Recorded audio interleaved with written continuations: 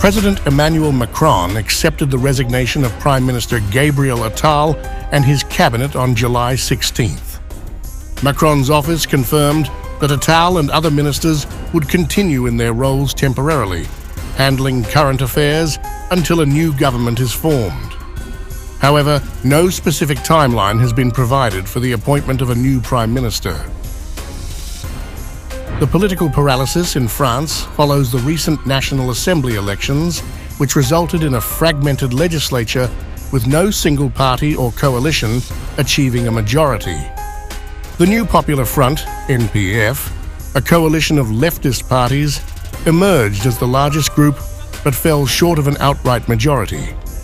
Macron's centrist alliance and Marine Le Pen's far-right National Rally, RN, also hold significant numbers of seats, creating a divided political landscape. The election results have raised concerns about the stability of the French government.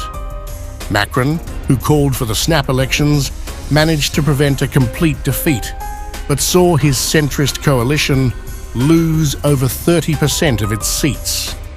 Meanwhile, the RN, despite not leading as anticipated, significantly increased its representation, reflecting its growing momentum.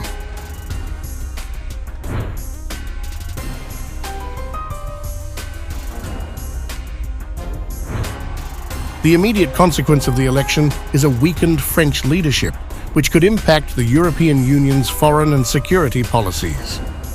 In France, the president controls foreign affairs and defense, while budget approval lies with Parliament.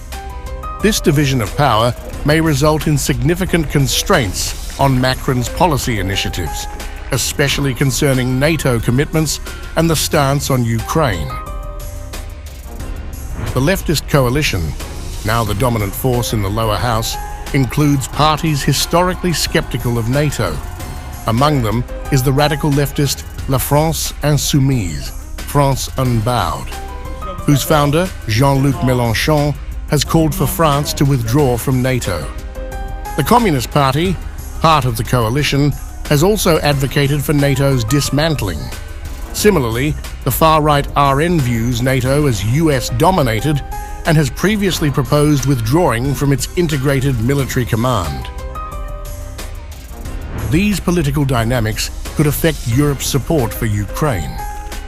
The Macron administration has been a strong advocate of military aid for Ukraine, recently planning to supply Mirage 2000, 5 fighter jets, and considering sending military trainers. However, both the leftist coalition and the RN support supplying arms, but oppose sending personnel, which could constrain France's assistance to Ukraine.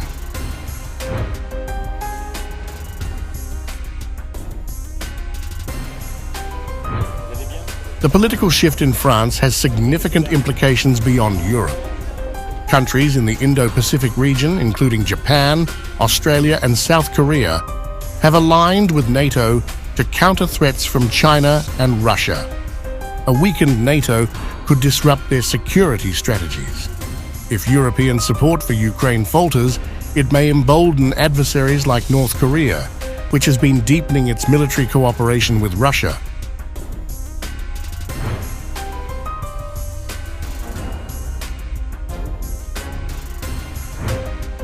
In contrast to the turmoil in France, the UK is moving towards stability following Brexit.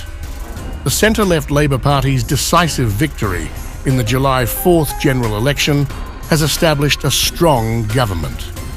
However, the rise of the right-wing populist Reform UK, which finished third with roughly 14% of the vote, highlights underlying discontent within British society.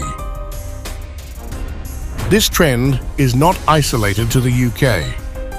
The far-right camp is gaining ground in other European countries, including Germany and France, signalling a broader shift in European politics.